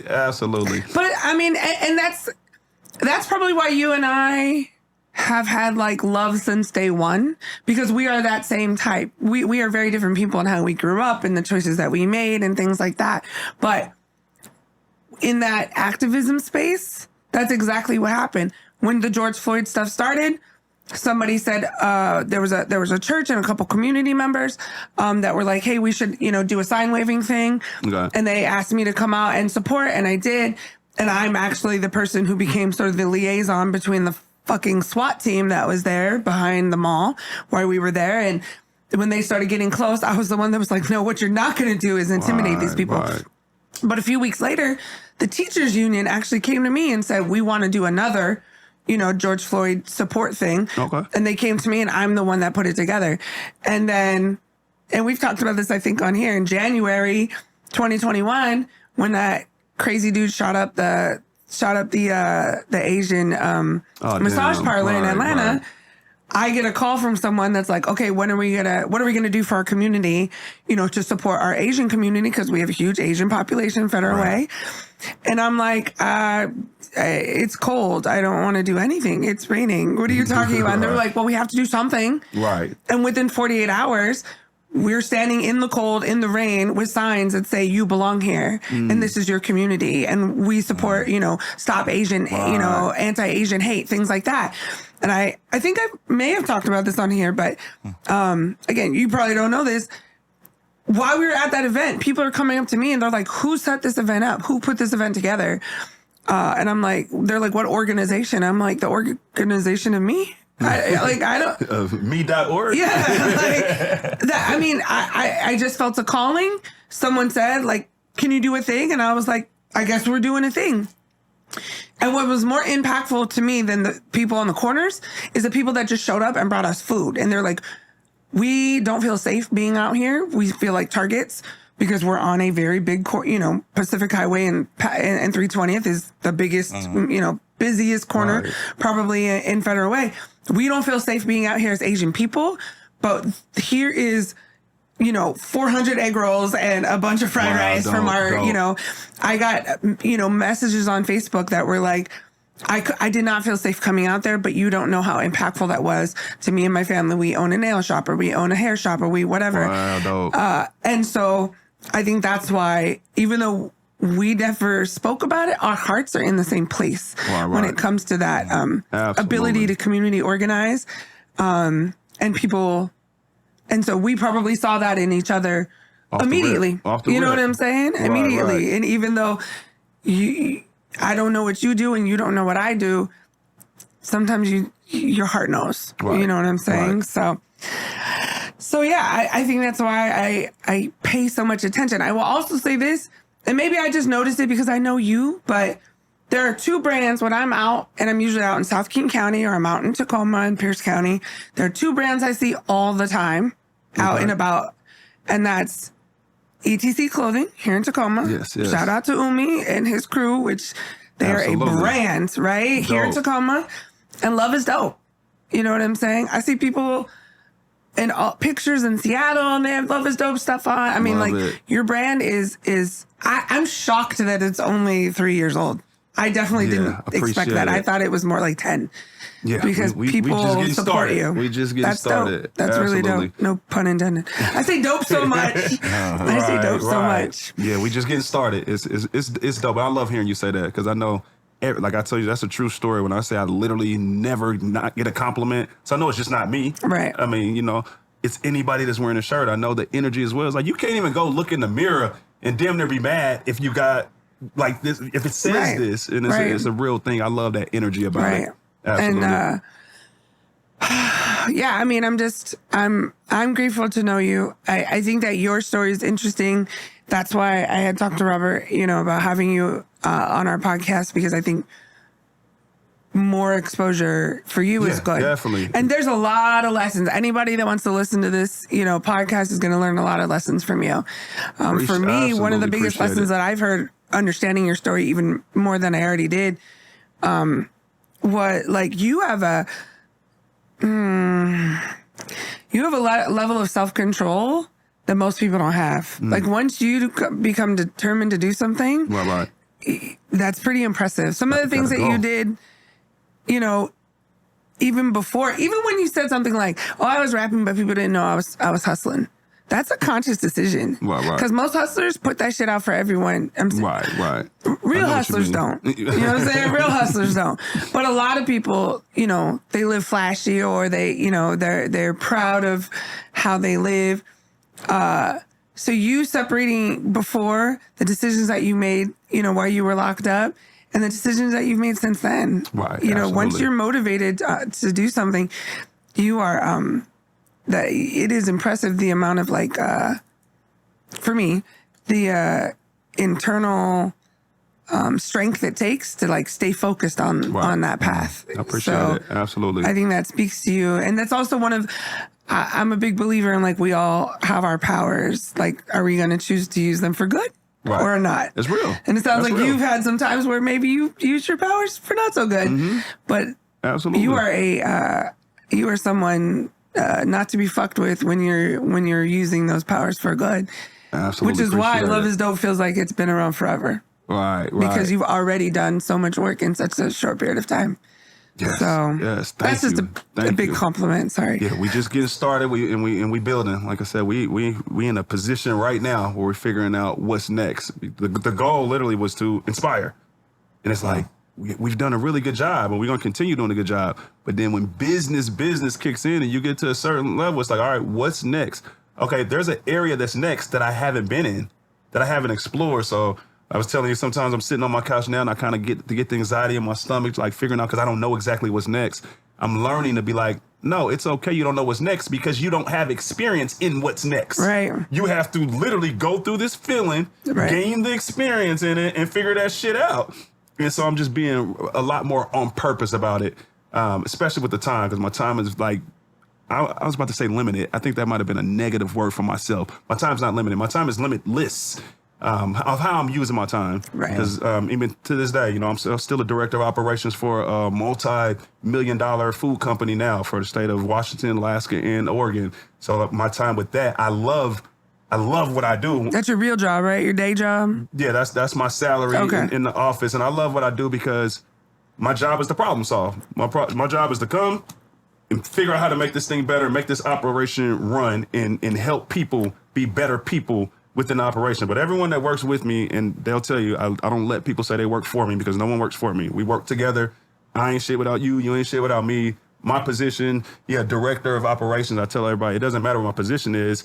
If you're not doing your job, I can't succeed. If I'm not doing my job, you can't succeed. And that's how we chop it up. Like, I didn't know you even had a day job. Yep, absolutely. So I didn't know you had a day job. Yeah, I run the operations of a bulk foods company. Okay. And like I said, I love what I do, once again, because I problem solve and I work with people, and they know when everybody go into the warehouse, the office, they know people first. This warehouse, this office, this ain't shit without y'all. Right. We know that. So it's always about the people. I help make the people happy, and the business wins. It's just a direct correlation. That's always been my philosophy, being in a position of management and leadership. What do we have to do with make the processes better? Before I talk to the people about y'all got better, I question myself, have we invested in the correct systems and processes to make sure everything is easy as possible for you to be happy? How can I help? What you got? You interview, I'll be asking, man, what you got cracking outside of work? A lot of people think that's a setup question. I'd be like, nah, because I want to make sure I help you succeed at that. So if we got a schedule that can work with that so you can be successful or what you really got popping, allow this to be a step stool to that. And that's how I manage and that's how I treat all the employees, workers to this day right now. And so that's why I do love what I do. But obviously, I'm doing that as it's like real time. I'm getting paid in real university with real millions of dollars that I'm managing and getting experience from my own company in real time. And that's why I treat that company like it's mine. A lot of people think that this is my, like in the people I work with, they think like, oh, this is my company, like I'm the owner. Because like, no, I treat it like it's mine because I can't cheat it. I'm not going to be like, all right, I'm going to give this a little time and give the BP brand this. No, I give this all my time and I give the BP brand all my time. Not a little here, a little there. I can't cheat none of it because I'm cheating myself if I even try to cheat this company a little bit. So I treat it like it's mine at all times. Well, I mean, that goes back to the original. The first thing you talked about was sort of the collective group that you did with the when you were rapping, right? BTU, the union, right? Block Teamsters so Union. that it's the same concept. You know what I'm saying? It's the same concept, and it's the same reason that I started the Open Mic Collective, which is a group of comics that work together to put on mics and shows. I could do all that by myself. Right. But why? You know what I'm saying? There's benefits for me. We run a mic every Monday and Tuesday. If I was running them by myself, I would have to be there every Monday and Tuesday. Right, absolutely. I can go do a show on a Monday night, or I can go do live my life on a Monday night because someone else is hosting that night, someone else is producing that night, whatever. It's benefiting everyone else because they're getting production credits, they're getting host time, they're getting a little money in their pocket when they're hosting. It's our mindset. Right, it's our mindset that we realize that we're better together. All the time. You know what I'm saying? Absolutely. In whatever capacity that looks like. Before we move on, do you have any questions? Because I know he had a couple questions too. So, I think there's some that we like to ask others. I know you probably touched on these, but I'll at least look at our ones that I like to. It's kind of. And we got to be mindful of time. Yeah, we do got to be mindful of time. All right, something that people would be surprised to know about you. Man, we just damn near told it all. I know. You're not surprised to know about me. I think something that we talked about, but I'll repeat it again. Like even right now, right this second in real time, a lot of time we talk about our past stories. Right now, I'm in a position where I get anxiety over business. I'm in a position right now where I'm figuring it out still. A lot of people might look at my life and think, yeah, I got a, nice house, a beautiful family, Glover's dope company. I'm a director of operations. Some people just think, oh, you got to figure it out. It's like, I got life figured out in the sense of I love my life and I know I'm going to win 100% because I know I'm going to keep trying. But it ain't figured out where it's like I'm kicked back and I just take a week off and it's just a machine is going. Not at all. Yeah. Building that machine. So I like to say that's probably a surprise to know about me because it's deceiving. Sometimes on the outside looking in, you think what you want. I ain't never put out a video that ain't real, that I set up for the cameras to make it look like that. No, that is my real life. But my real life also is my mind is on freaking steroids, crazy, figuring it out. And I got anxiety as well. So just knowing that I'm completely, it's okay to be stressed, all of that, and just know that you're going to be okay as long as you keep going. You got any questions for him? Oh, I mean, I've done a lot of talking. I know. So. I've done nothing. You've done all the work. Sorry. I just know him. That's all. I know. You gave us everything. We didn't have to ask any questions. You just let it, and that's it. You had a couple questions for us. So turntables is your opportunity to ask us questions. Yeah, mine was like directly related to this show. For one, I want to know the big WHY. Oh. Why? I think we might have touched on it. I think both of us, we're big on mental health. So that's why we talk about that at the beginning. I think both of our backgrounds line up. Being, I don't know, like, what am I trying to say? Like, we're both not people of color, and we both have somehow attracted to people of color, and So I'm very similar to the Black culture, you know that. Right. Because I grew up in the Bay Area. That's how I grew up. So I've had some interesting experiences sort of riding the line between who I am and who people think I should be. Yeah. And he's had similar experiences growing up in Texas because he's white, but he grew up in the Hispanic community. So we have a lot of similarities that way. So I think we wanted to talk about that. We've also had a lot of trauma. If you go back and listen to episode 2, you probably should. We talk about our trauma. I mean, we talk about our our trauma. There's the being a parent of special needs kid, being a parent of a queer, and like being that. I think both of us have a voice that we want to get heard from that lens. Mm-hmm. You know. I don't know. I just think that we had a lot to offer. Yeah. To the world. I mean that's our goal. Right. And then we wanted to have guests from the beginning to highlight other people and their stories and their journeys. Right.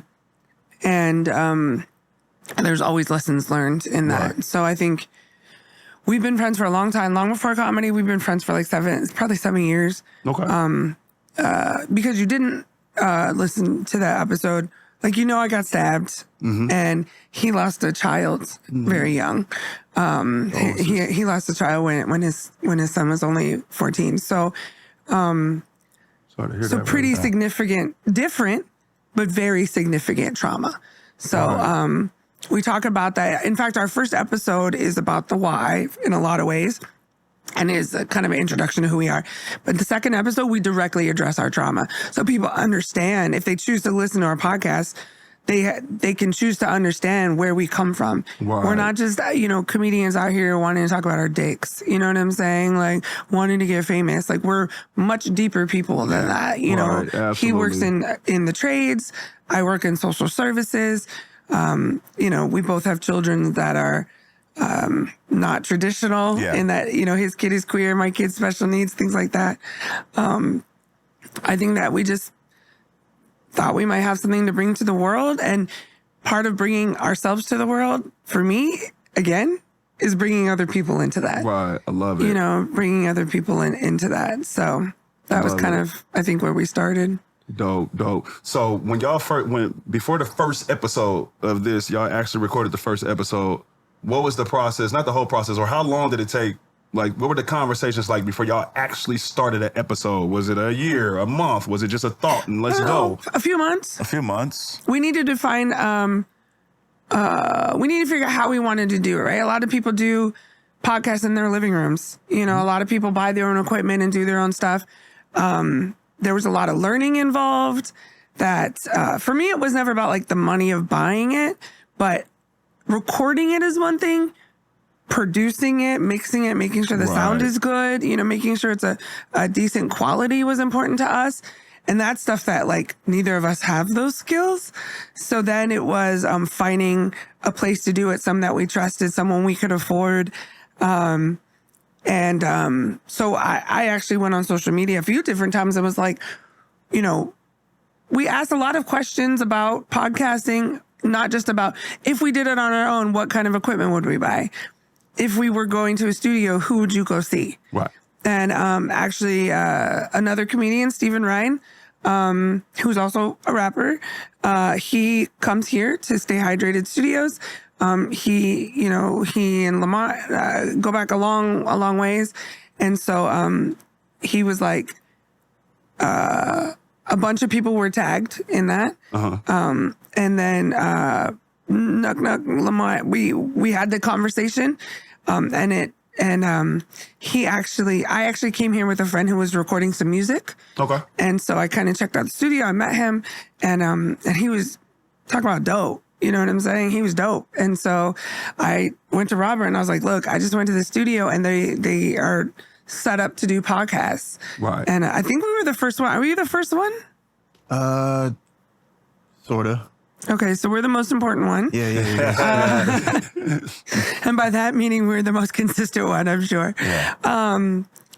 The vibe here with him, for me, was just, he's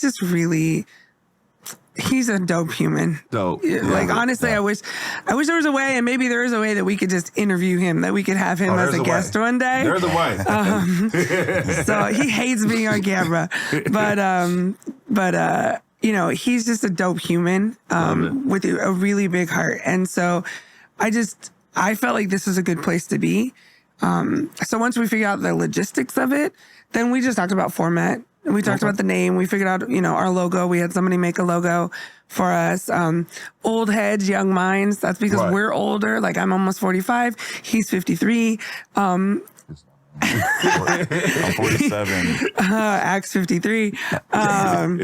But no, we're older physically, but we still both, you know, wear matching rap t-shirts, right? Like, you know, we're very young in a lot of ways, and we're concerts together. Yeah, we went to yes. And so we went to Ice Cube, and then we went to Blink-182. Like that's true. That's true. Yeah, okay. So it's like we're in our Generation X. We're in that weird space where we're old and young at the same time. You know, we don't feel old necessarily. I mean, my back feels old, but my head doesn't. My mind doesn't feel like an old person. I often am like, as I'm buying, like,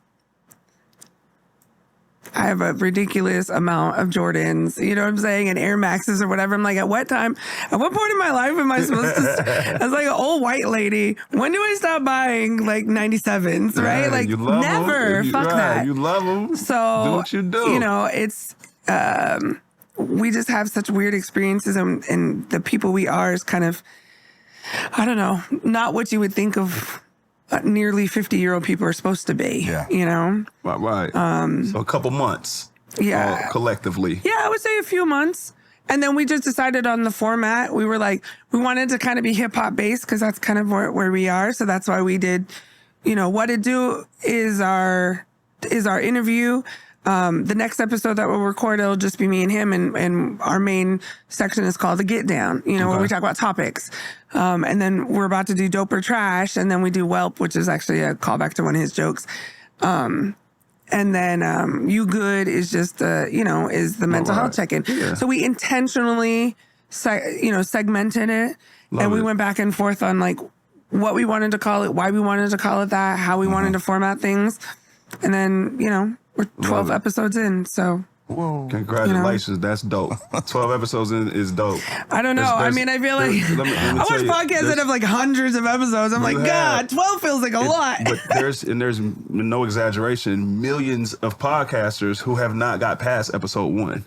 There's more podcasters who haven't got past episode 1 than podcasters, period. Right. Like, it's real. Well, we're lucky to be in this situation. You know, we've even talked about, you know, if his kid were to move out and he had a room, we could probably start doing the podcast at his house and then like sending it to Nook to mix for us or something, like figuring out something else, just because it is kind of cost prohibitive. We do have an amount of privilege to be able to afford it, because it's not, you know, if you want to have a good podcast, you have to be able to afford it. Absolutely. The other thing that we want to do is start sponsoring, you know, our podcast, or having people sponsor, having organizations. So we're working on like getting our followers up or our listeners up right now, because then we can go, like, we could go to you and be like, hey, would you sponsor us for 10 episodes at $100 an episode? You know what I'm saying? And then we would shout out Love is Dope in every one. We put your logo on things. So that's kind of our next step to the model. Because, I mean, that's how we want to grow and expand, I guess. And that was my next question. You already asked, like, what's the business structure like? Well, how much thought is going into that now? So you're already answering we that. Try and do it weekly, but it's not cheap. So, you know, it's not cheap because we have you know, a good team behind us, a team of one. Well, he's amazing. So it's like, we know that the quality is going to be good. We know we're going to get it on time. We know it's going to, you know, be good to look at, you know, because we do the YouTube version of it. Dope. Love it. And it's an environment it feels good. You know, I mean, you'll see, we're about to do Dope or Trash right now. In fact, let's get into that. And Nick participates with us every episode, you know, so, you know, he's important to our team. And that's important to us too. I think if we were at a place where the studio or the producer felt like it was just business, it wouldn't. Oh yeah. It wouldn't be as comfortable. Right. You know, it wouldn't be as comfortable as it is now. So we're just lucky to have him and to have, you know, stay hydrated. So yeah, I guess our next iteration is, I don't know. We don't know yet, but sponsors would be nice because then that takes a little bit of burden off of us. Right. So, Awesome. yeah. All right. Dope or trash. So this is our segment where we talk about some random shit and whether we love it or we hate it, whether it's dope or trash. You have some topics? I do. Okay. So I seen this one. I wouldn't even thought of this. My wife showed me a video. So, panda dunks. Oh. Shoes? Yeah. The panda dunks. I'm gonna tell you why I'm asking this too. Panda dunks. Okay, explain them for somebody who doesn't. So the panda dunks. For my mom. Let me take off my shoe and put it in the camera. These are dunks. Okay. The panda ones are the exact same shoe, but black black and and white. Yeah. And everybody call them pandas. Right. And they're like a big thing, like a really, really big thing. Like Well, when they there's the drop, one that look like that, and then there's the one that are patent leather. Those are hot, but And the reason I asked this question is because I think they're dope. Right. And everybody Okay. I know think they're dope. So when my wife shows me this video on my son, they're just laughing. I could tell. So I'm like, what? This video is just showing up people talking about, what are the worst shoes that a woman can meet if you meet her? And they show like 100 people like pandas. Why? And it's like some Why? funny. I know. I didn't get it. So I didn't. And my son's just bugging up. But we all got dunks. We love dunks. I was like, I didn't know this was a thing. My wife was like, yeah, apparently it's a thing. A lot of people just hate seeing females in panda dunks.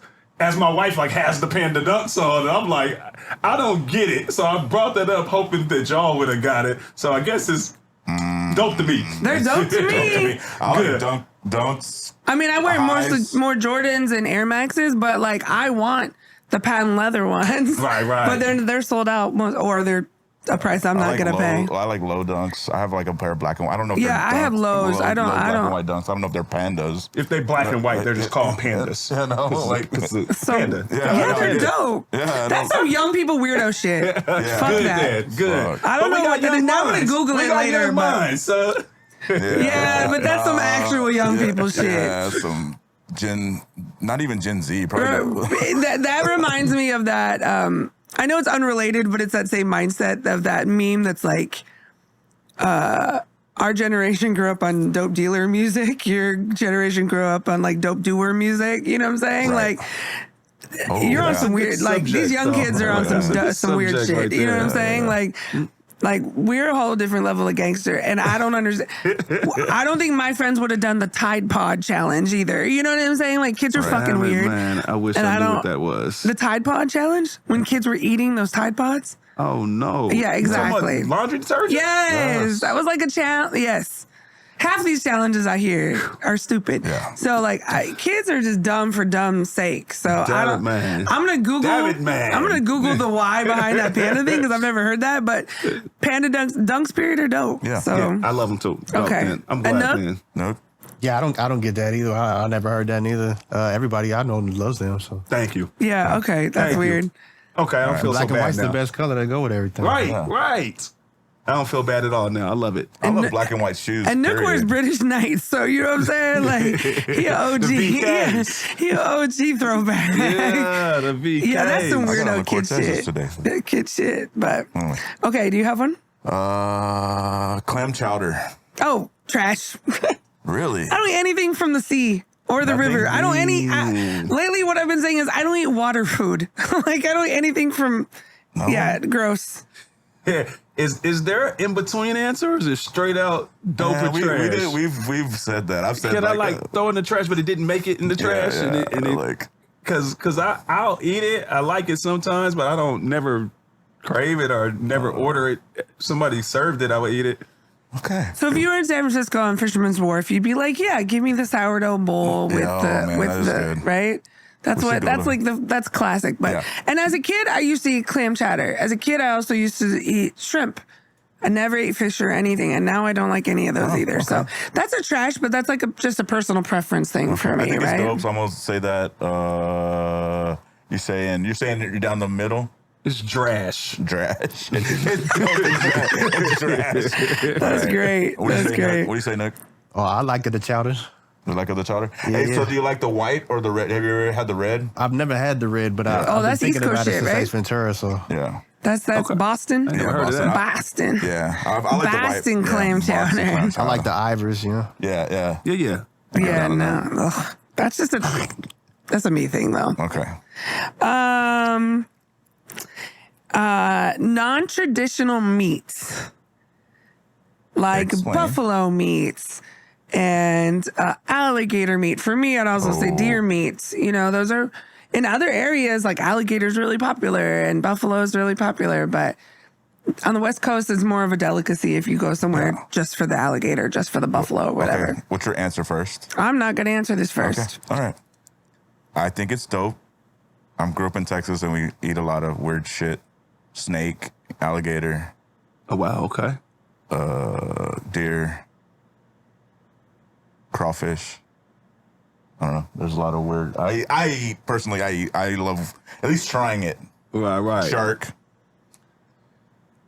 I will say that I love my palate. It might have to be expanded, but from my experiences, trash.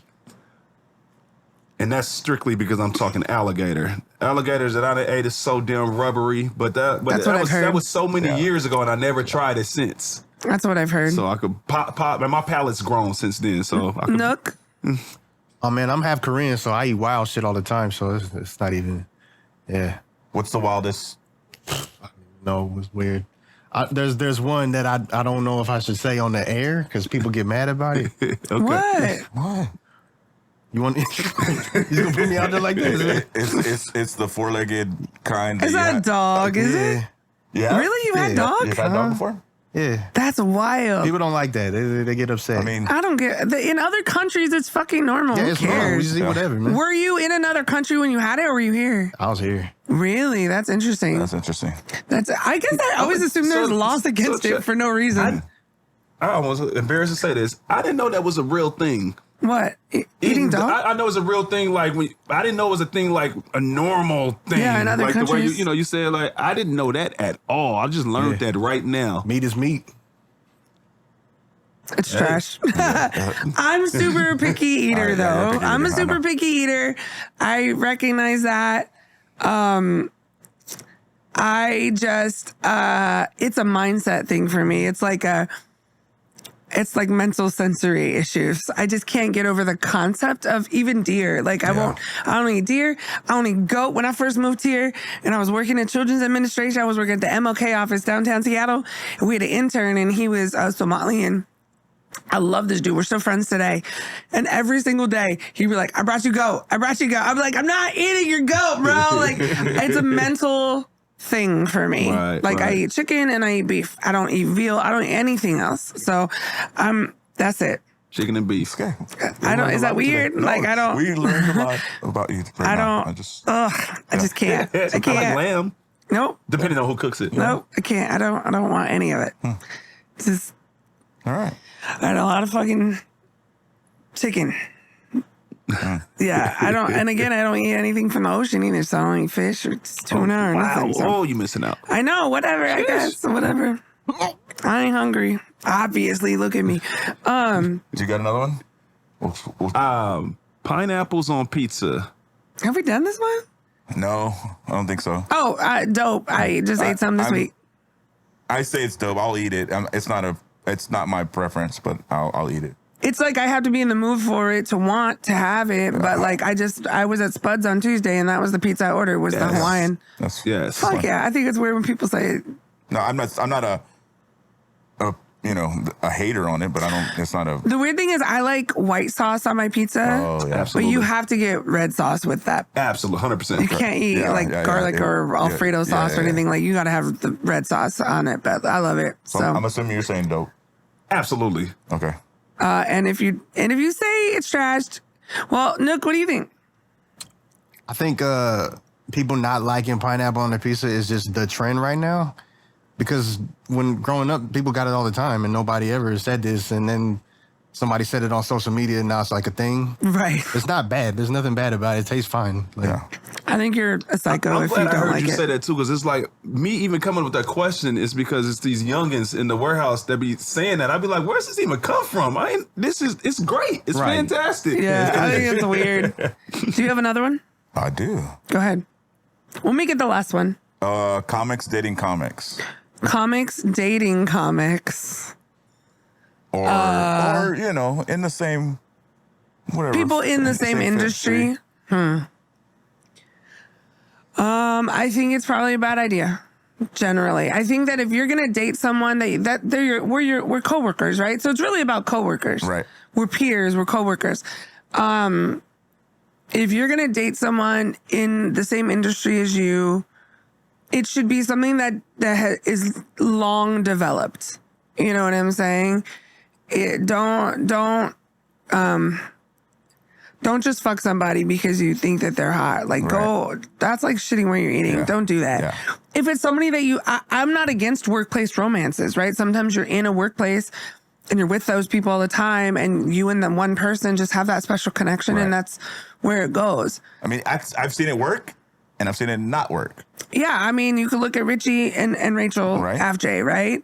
Like, they are both comics. They met doing comedy. They have a happy marriage.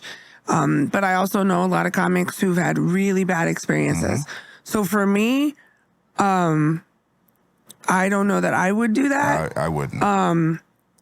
But if I did, it would be something that I really developed over time and not just like got really drunk after a show one night and fucked somebody like that. No, that's not. And then it turned into dating or whatever.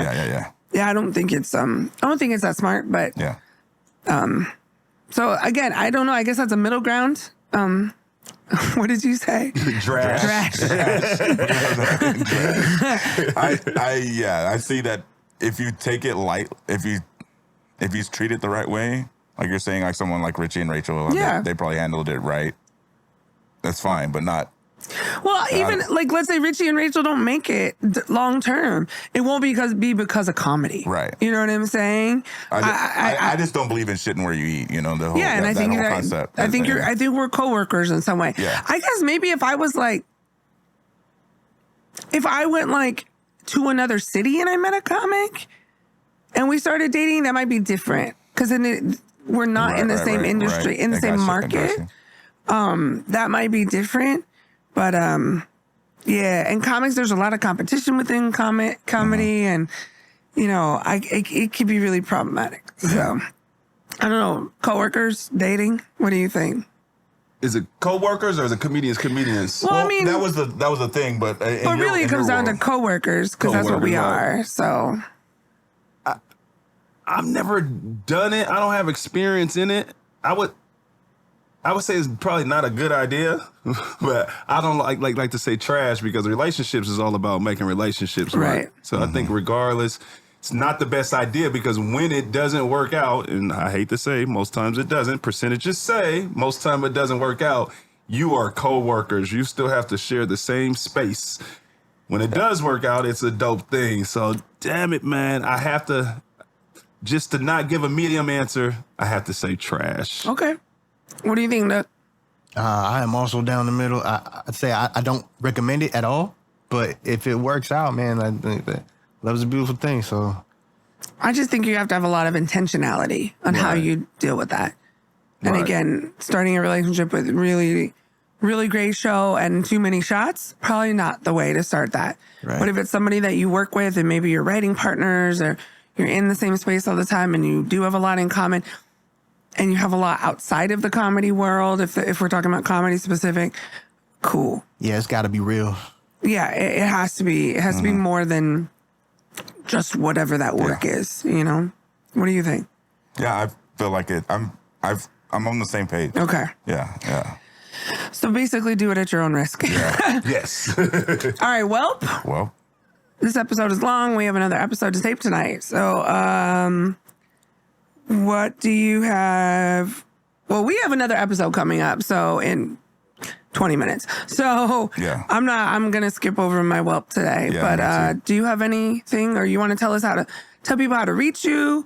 Anything big you have coming up, stuff like that? Absolutely. So everything can be reached at the BP brand. So the Instagram's the BP brand. Facebook's the BP brand. It's BP Parker on the Facebook, YouTube.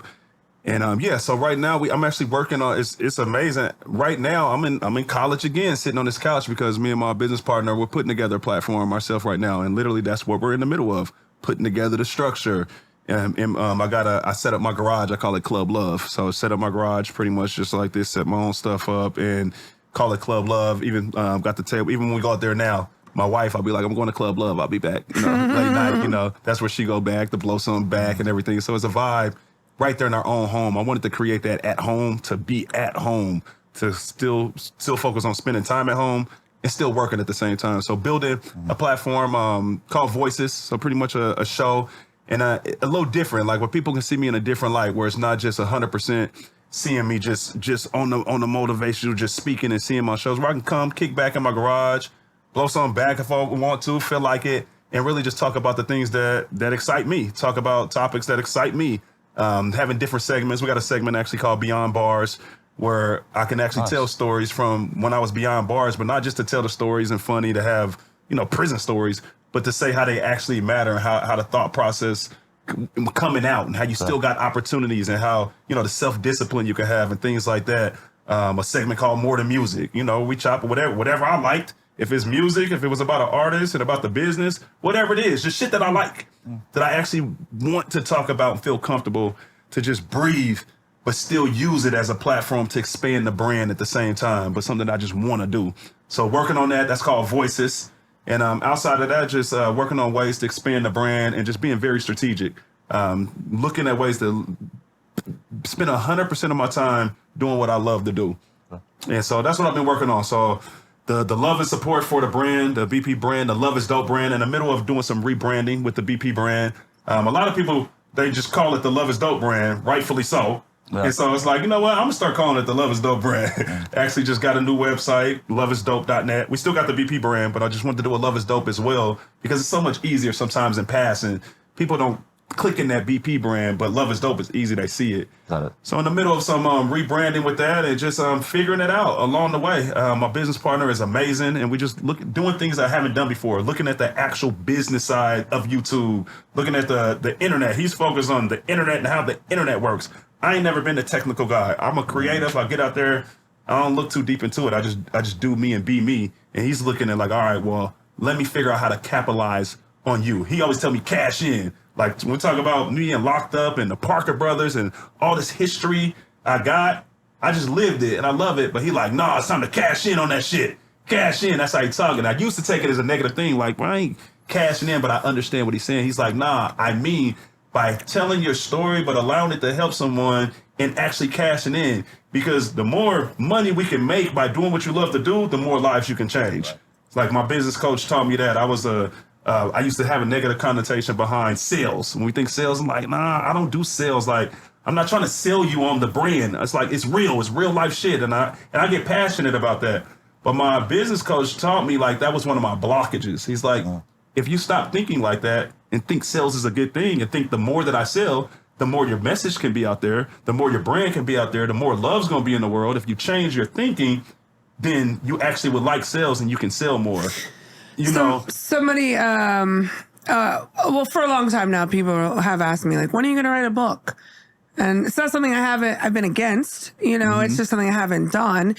And then recently I was talking to a mentor for me and a really good friend.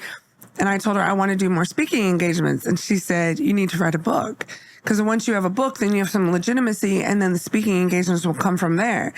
And so listening to your story, that felt very familiar. Like, I feel like your life, even just to date, and I know it feels weird because we're so young still, right? Like, you're only 40. But like writing a book, making your life to date into to a movie, things like that. Mm-hmm. It's about getting out a message. It's about the lessons that people can learn from it. And then that enhances your brand. So it's a very, that feeling is something that I'm facing right now, is like, if I want to advance the message I want to get out to the world, right? How do you do that? And sometimes it's actually digging deeper within ourselves to then project more 100%. So that's 100%. so you should write a book is what I'm saying. I've been told that so much, so I'm gonna start listening more. Well, and I have some ideas we'll talk about offline. Absolutely. So the bpbrand.com, I would love for everyone to, obviously support. I always tell people this. I would love for you to go and buy the apparel. Yes, please do so. But one way or another, the people that are representing love in real life in their own homes, I hear a lot, I'm going to do this to change the world. I personally believe no one can change the world. Not one single person can ever change the world because the world is too big.